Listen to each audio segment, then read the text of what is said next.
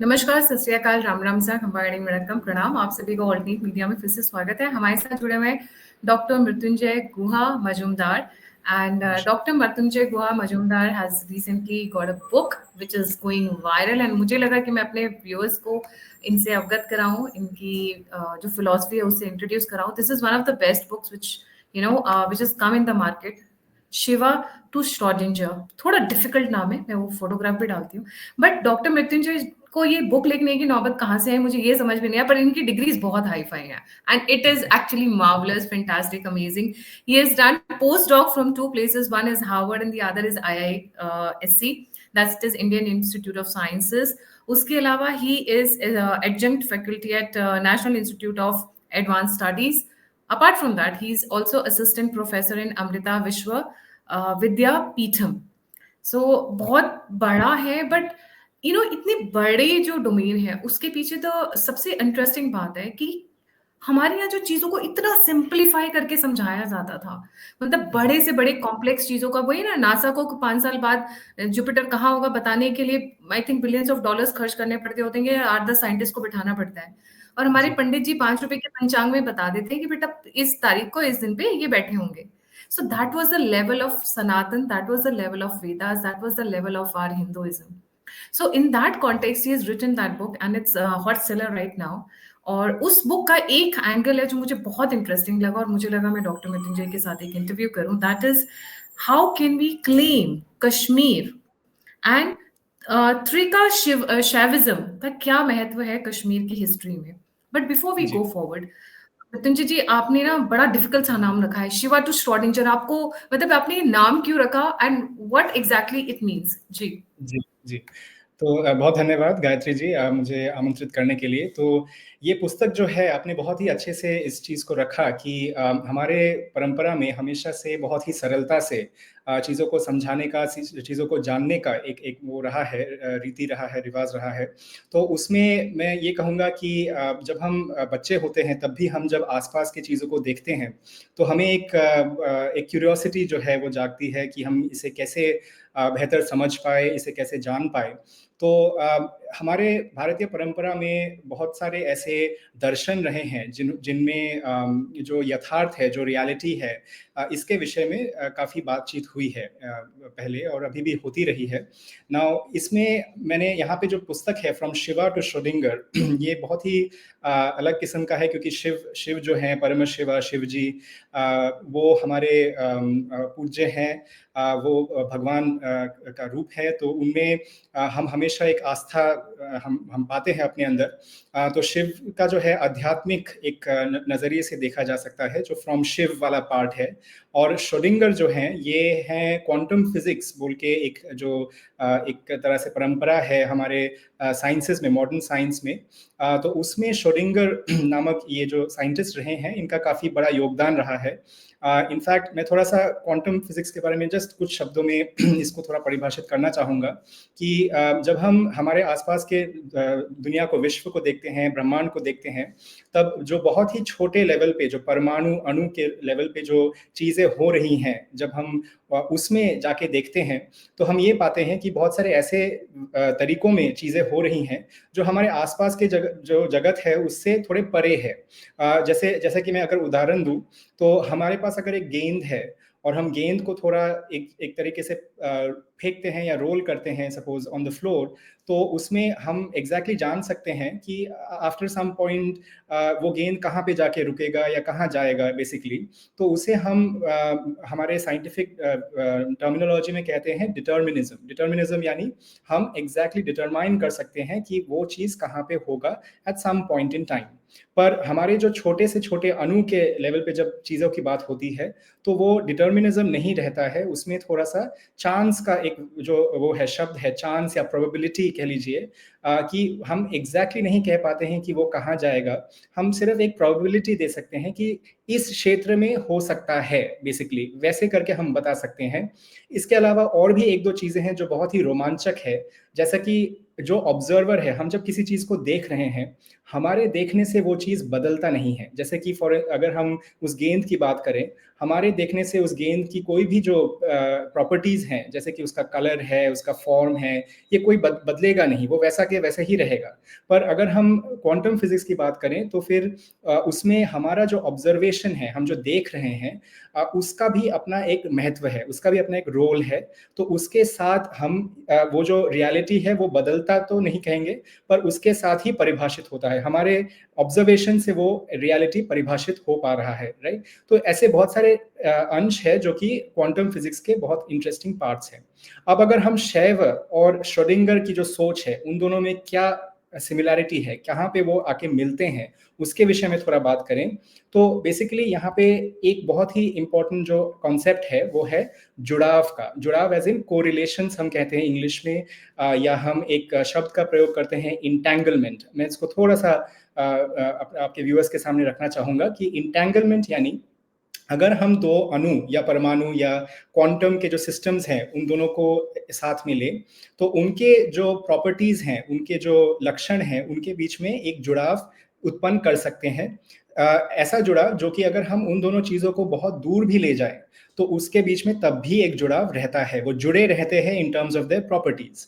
तो ये जो चीज है ये बहुत ही इंटरेस्टिंग है, क्योंकि हम ये कह रहे हैं कि यूनिवर्स में, हमारे ब्रह्मांड में चीजें एक दूसरे के साथ जुड़े रहते हैं even when you specially separate them. हम उन्हें जब एक दूसरे से बहुत परे भी ले जाएं, और उसके अलावा सारे चीजों में एक डायनामिज्म है, मतलब हलचल है, एक तरह से एक मूवमेंट रहता है बेसिकली, जो कि त्रिकाशैव दर्शन और क्वांटम फिजिक्स दोनों में ही हमें पता लगता है।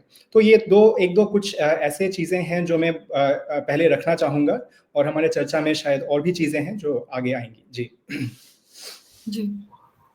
सो Mrityunjay ji, that's a very spiritual and a science, दोनों का कॉम्बिनेशन है हिंदुइज्म, आई वुड से। आपने ऐसा क्यों कहा जब हम लोग ऑफ रिकॉर्ड बात कर रहे थे कि Kashmir can be reclaimed only with Trika Shaivism?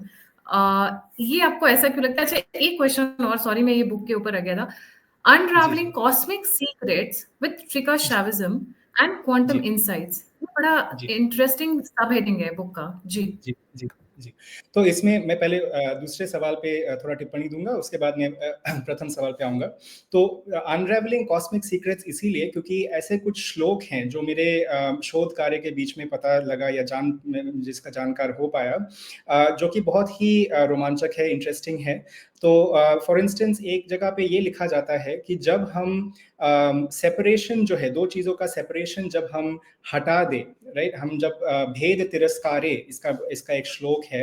भेद यानी जो हम भेद करते हैं, जब हम सेपरेट करते हैं या डिफ्रेंशिएट करते हैं, तो भेद तिरस्कारे निर्गंतरम, राइट। तो उसमें अगर उस भेद को हटा दिया जाए, तिरस्कार तो हम वैसे आज बोलचाल की भाषा में तिरस्कार मतलब किसी का तिरस्कार करना, उस वे में लेते हैं, बट तिरस्कारे इस केस में है कि उसका महत्व थोड़ा सा ना अगर हम सामने आने दे तो उसमें क्या कहते हैं कि वो एक क्रिएटिव फोर्स, जो क्रिएटिविटी है, राइट, जो कि एक चीजों को पैदा करने की जो एक क्षमता है, वो सामने ऊपर उत्पन्न होके आती है, राइट। तो जब हम भेद तिरस्कार निर्गंतरम, तो इसका मतलब ये है दैट अगर you remove the separations, if you remove the idea of differentiation, there is a creative power that comes in, creativity comes forth, right, which is a very beautiful thought। क्योंकि अगर हम समाज की भी बात करें, हम जब अपने और परे की बात करते हैं, हम पोलराइजेशन की बात करते हैं, there is a lot of violence, disturbances जो दुनिया भर में अलग अलग जगहों में हो रही हैं, तो इसका इनवेरिएबली एक तरह से एक डिस्टर्बिंग एलिमेंट है। ये हमें कहीं ले नहीं जाती है, ये हमें उल्टा रिग्रेस करने पे ही रिग्रेशन की तरफ ही ले जाती है। तो इसलिए ये जो ब्यूटीफुल एक श्लोक है जो कि त्रिक शैव दर्शन से ही आता है, और ये एक है। इसके अलावा बहुत सारे ऐसे भी पहलू हैं जहाँ पे हम जब फ्लक्चुएशंस की बात करते हैं, फ्लक्चुएशंस यानी क्या, जो छोटे छोटे जो तरंग कहिए या वृत्ति जो होता है, जो डिस्टर्बेंसेस हैं यूनिवर्स में, उसका जो एक साथ मिलके वो क्या नया उत्पन्न कर पाए, इसके ऊपर दोनों त्रिका शैव दर्शन और क्वांटम फिजिक्स में काफी बात होती है, राइट। जैसे कि अगर हम यूनिवर्स की बात करें, ब्रह्मांड की बात करें, तो जब ब्रह्मांड सबसे पहले युग में, मतलब इपॉक हम कहते हैं फिजिक्स की भाषा में, तब ऐसा एक समय था जब ब्रह्मांड बहुत जल्दी से एक्सपैंड हो रहा था, बेसिकली उसे इन्फ्लेशनरी पीरियड कहा जाता है। तो उस पीरियड में ये जो सारे तरंग थे, ये जो सारे वृत्तियां थी, ये वैसे तो उत्पन्न होके चली जाती हैं, फिर से वो खत्म हो जाती हैं, पर उस समय में ऐसे बहुत से ऐसी फ्लक्चुएशंस थी जो एक साथ मिलके जिन्होंने बहुत सारे जो हमारे आजकल हम देखते हैं तारे देखते हैं, प्लैनेट्स देखते हैं, बहुत सारे स्ट्रक्चर्स हैं यूनिवर्स में, उनका भी उसमें काफी योगदान रहा था। तो कैसे हम कंस्ट्रक्टिव जो एलिमेंट है किसी भी वृत्ति, किसी भी फ्लक्चुएशंस का, वो कैसे चीजों को बिल्ड अप करती हैं, राइट, इस पे एक बहुत ही इंटरेस्टिंग सा एक्सप्लोरेशन है इस बुक के अंदर भी, और इस इंटरसेक्शन में कह सकते हैं इन अ वे। आपके प्रथम सवाल पे अगर जाएं तो मैं यही कहूंगा कि कश्मीर का जो हमारा महत्व है हमारे भारतीय सभ्यता गत रूप में या हमारे सोच में, वो काफी ज्यादा रहा है, वो चाहे अध्यात्म के दिशा में हो, चाहे वो बौद्धिकी के दिशा में हो, बौद्धिक दिशा में। क्योंकि कश्मीर एक तरह से हम अपना सिर कह सकते हैं, अब अगर हम पॉलिटिकली देखें, मतलब अपना जो मैप है अभी, राइट, तो हमारा मस्तिष्क, सिर, जो हमारा मन है, राइट, वहाँ पे in a way we can symbolize it as the one that keeps that mind in a way. और अगर आप पीछे जाएंगे, मिडिवल टाइम्स में जाएंगे या पुरातन समय में भी जाएंगे, ऐसे बहुत सारे हमारे ऋषि मुनि रहे हैं। मतलब कश्मीर जो नाम है वही स्वयं ही महर्षि कश्यप के ऊपर रखा गया था, और उसके अलावा बहुत सारे ऐसे स्कॉलर्स रहे हैं जिन्होंने अलग अलग जगहों में योगदान दिया था ओवर द इयर्स। पर बीच में जब हम मिडिवल टाइम्स में आते हैं तब बहुत सारे ऐसे इन्वेजन्स हुए, जैसे कि आप सभी जानते हैं, और 7 ऐसे एक्सोडस, एक्सोडस यानी जो लोग वहाँ से चले आते हैं, ऐसे हम जानते हैं कि 1989-92 के बीच में हम कहते हैं कि कश्मीरी पंडित हमारे जो भाई बंधु थे वो सब आ गए थे, वहाँ से बहुत सारे लोग आए थे। पर हमें ये कभी कभी हम भूल जाते हैं कि ऐसे और भी 6-7 बार पहले हो रखा है। ऐसा ही हुआ था जब बहुत सारे लोगों को वहाँ से प्रस्थान करना पड़ा था, वहाँ से चले आए थे वो लोग। तो यहाँ पे धीरे धीरे करके क्या हुआ था कि, और ये मेरा अनुमान है कि जब भी ये कॉलोनियल प्रोजेक्ट होता है, कभी भी कोई इन्वेजन होता है या ऑपरेशन का एस्पेक्ट आता है, तो सबसे पहले जो है वो इंटेलेक्ट या आध्यात्मिक तरफ में ज्यादा उसका चोट जो है वो करने की कोशिश रहती है। क्योंकि अगर हम मुसलमान जो इन्वेजन रहे थे, मोहम्मद घोर की बात करते हैं, तो उन्होंने पहले one of the first things he did was Banaras में जाके, और उसके बाद उनके जनरल बख्तियार खिलजी ने नालंदा में जाके हमला बोला था। तो ये इसका कारण यही था कि जो हमारा आध्यात्मिक वो है, मतलब नींव है एक तरह से, या सभ्यतागत नींव है, उससे ही जड़ से उखाड़ दिया जाए बेसिकली। तो उसी के संदर्भ में ये मैं यही कहूंगा कि कश्मीर में भी त्रिका शैव दर्शन का काफी महत्व रहा है, उसका एक इन्फ्लुएंस रहा है across the country over the years. और हमें अभी जब हम कहते हैं पॉलिटिकली कंसोलिडेटिंग, इंटीग्रेटिंग कश्मीर, तो मुझे लगता है सबसे पहले तो हमें यही करना चाहिए कि आध्यात्मिक और बौद्धिक रूप से कैसे उस चीज को फिर से रिक्लेम करके उसे भारतीय पूरे जो सोच है, जो पूरा हमारा आइडेंटिटी है, उसके अंदर कैसे इंटीग्रेट किया जाए। तो इस पुस्तक में भी मेरा यही मेरी उम्मीद यही है कि इसके थ्रू भी हम इस चीज को फिर से थोड़ा रिक्लेम कर पाए, आज के संदर्भ में इसे कैसे देखा जा सकता है ये कर पाए, और हमारे समाज में इस सोच का कैसे हम प्रयोग कर सकते हैं, इसके दिशा में भी हम थोड़ा बातचीत कर पाए। जी। So what is Trika Shaivism? ये बाकी उससे अलग कैसे है, and why it is ji unique and important for Kashmir? जी, तो त्रिका शैविज्म जो है, त्रिक जो शब्द है वो 3 से आता है, 3, राइट, परा अपरा परा अपरा, मतलब जो हमारे कॉन्शियसनेस के जो लेवल्स हैं और जो रूप में आते हैं उसके विषय में 3 का जो प्रयोग है वो होता है। वैसे तो त्रिमूर्ति की बात भी होती है, अलग संदर्भ में होती है, और अगर आप वेस्टर्न थॉट भी देखें या ग्लोबल थॉट देखें, उसमें भी 3 जो ट्रायड का बात होती है या त्रिमूर्ति की बात होती है, even in Christianity and many other Abrahamic religions for that matter. So Trika Shaivism में हम परा आपरा और परा आपरा जो है, जो परा परमा शिवा हम बात करते हैं, and then there is another more relatable, personalized kind of way of looking at consciousness, and there are certain levels in between as well. So there is a element of the 3 which is that comes forth. तो अब ये कश्मीर के संदर्भ में कैसे महत्वपूर्ण है, क्योंकि जो भी त्रिका शैव दर्शन के जो बड़े बड़े हमारे संत रहे हैं, जो हमारे महर्षि रहे हैं, वो सब आचार्य जो रहे हैं, तो वो ज्यादातर रूप से वो कश्मीर में स्थित थे। जैसे कि मैं थोड़ा उदाहरण दूंगा, यहाँ पे अभिनव गुप्त, सोमानंद, उत्पल देव, क्षेमराज, ये सभी ने अलग अलग तरीकों में त्रिकाशैव दर्शन की जो सोच है उसे आगे बढ़ाया, और वो सभी कश्मीर में रहते हुए ही, स्थित रहते हुए ही उन्होंने ये काम किया था। तो इसीलिए जब हम आज के संदर्भ में इसे देखते हैं, यूजुअली हम किसी भी स्कूल ऑफ थॉट को either after a certain figure जिन्होंने इसकी शुरुआत की थी, तो हमारे सनातन धर्म में तो आप जानते ही हैं, किसी भी दर्शन का हम ओरिजिनेटर की बात कर ही नहीं सकते हैं, क्योंकि इवन अगर हम योग की भी बात करें तो उसमें भी कहा जाता है कि the inspiration that you got and you know अपौरुष्य जो रूप है उसके विषय में बात होती है, वेदों की बात तो होती ही है ऐसे।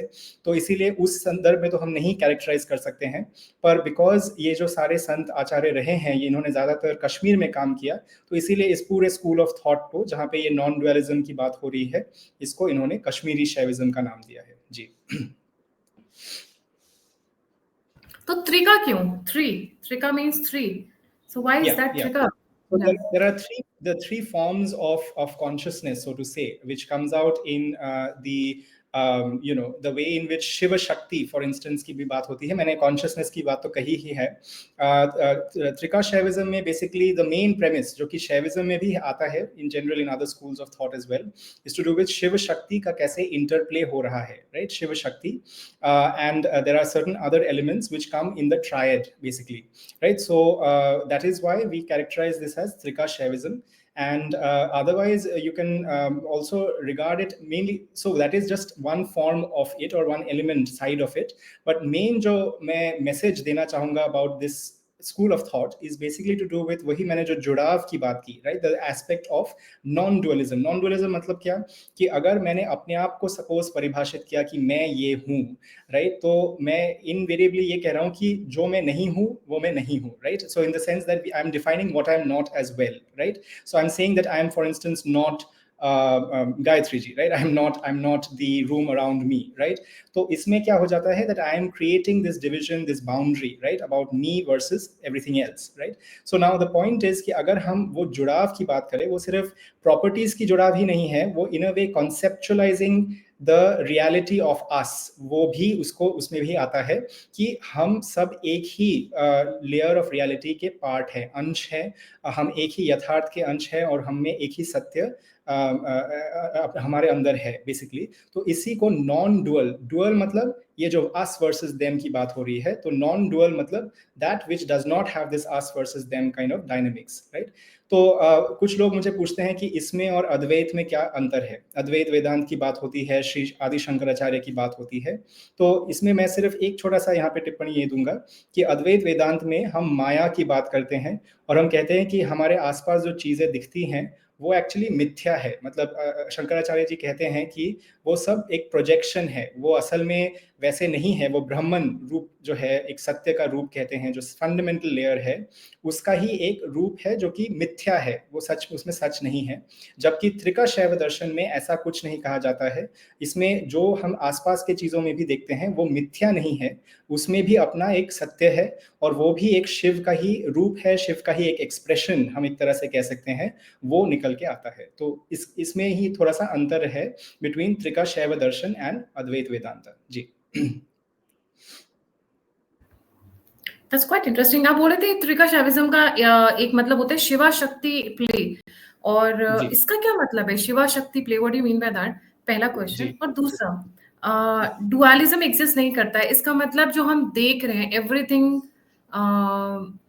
मतलब मैं कैसे डिफाइन करूं? मतलब झूठ भी सच है, सच भी झूठ है। आई नो इट्स वेरी मतलब everything exist, there is no dualism. How do you define that again? जी राइट। सो प्रथम वाला जो प्रश्न है आपका, तो उसमें शिव शक्ति की जब बात होती है, शक्ति जो है, आदि शक्ति की जब बात होती है, there are certain cosmic energies जो कि हमारे ब्रह्मांड में शैव दर्शन में इसके बारे में बताया गया है। सो शक्ति इज द रूप, is the representation of that energy aspect of reality. Basically जो एनर्जी है, जिसमें किसी चीज को करने की जो शक्ति हम कहते हैं बोलचाल की भाषा में, तो इसमें the way to kind of enact certain kinds of actions, right? तो उसमें जो इनहेरेंट एनर्जी एस्पेक्ट है या एजेंसी जो हम डिस्प्ले करते हैं, उसकी बात शक्ति में आती है। तो शिव जो है वो अपने आप में ही सब है, पर उसमें भी जब हम मैनिफेस्टेशन देखते हैं, जब हम चीजें अपने आसपास देखते हैं, the way that gets formed, वो कैसे उत्पन्न होते हैं, वो कैसे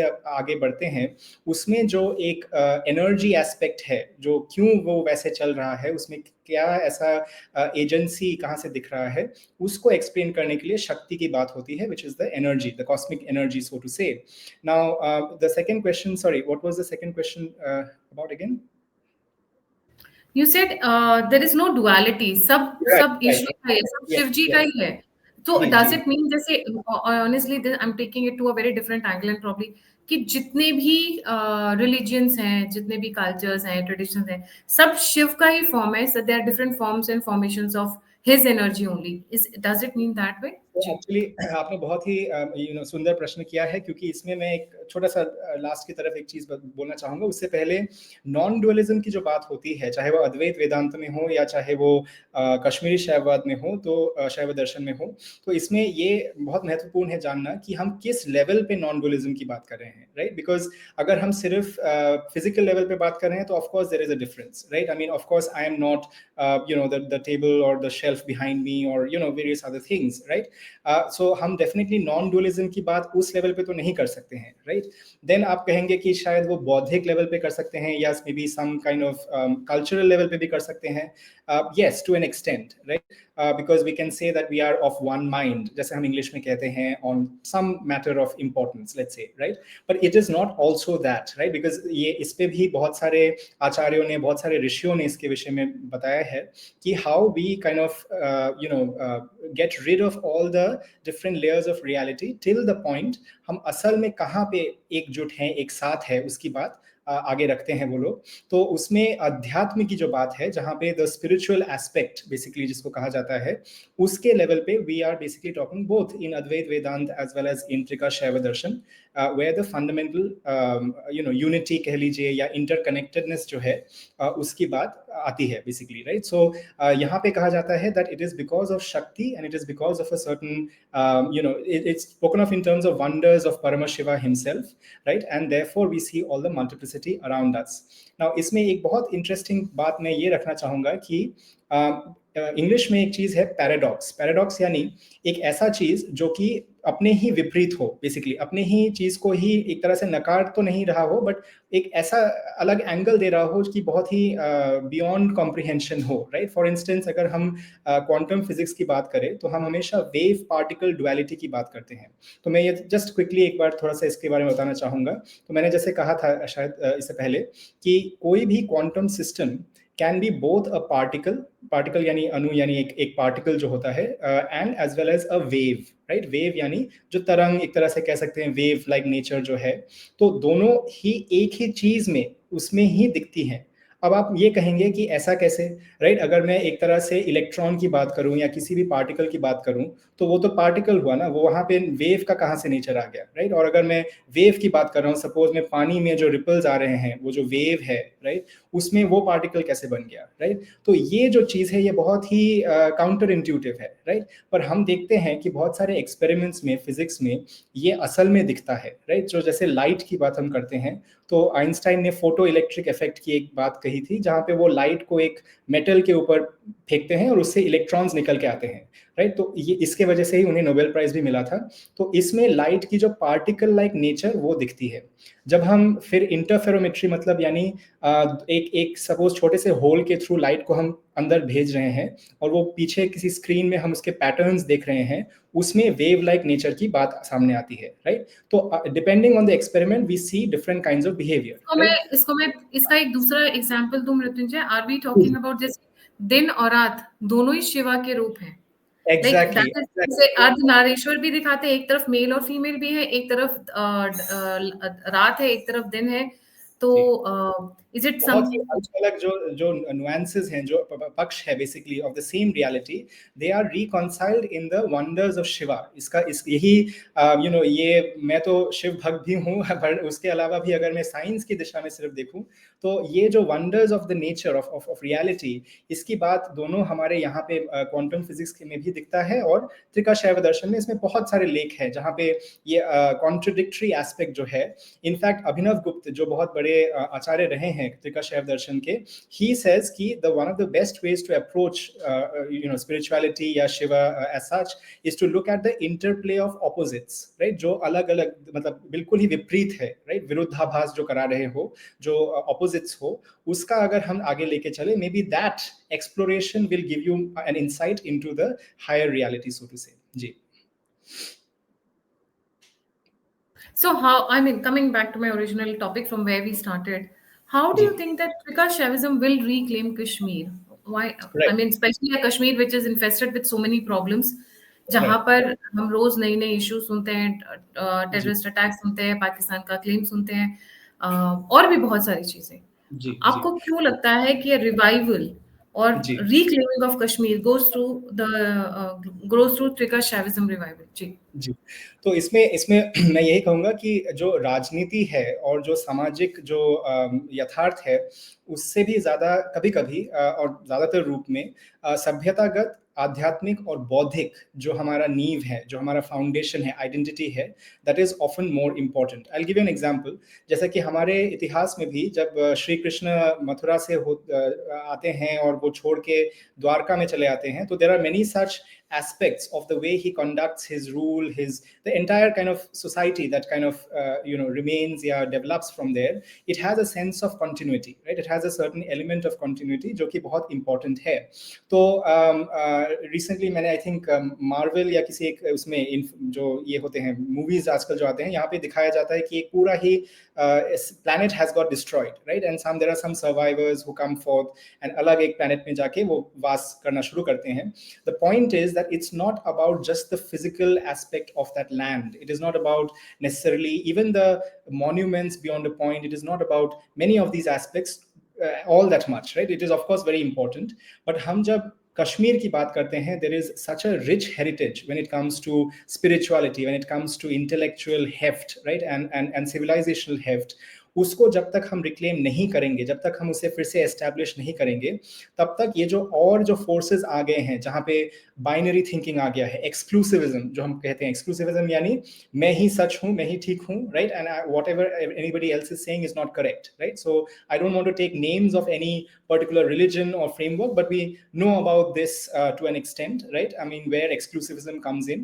So Trika Shaiva Darshan, by its definition, by its very nature, is not exclusivist, right? It is something which, as I said, अगर paradox को भी वो reconcile कर सकता है, तो उससे ज़्यादा pluralistic या liberal thought क्या हो सकता है, right? There is nothing that is more than that, right? So therefore, I would say that till we reclaim that rich heritage of pluralism that naturally comes from our ontology, from our philosophy, तब तक हम कश्मीर हमारा है जो हम कहते हैं, इतने गर्व से कहते हैं, और it's an integral part of India.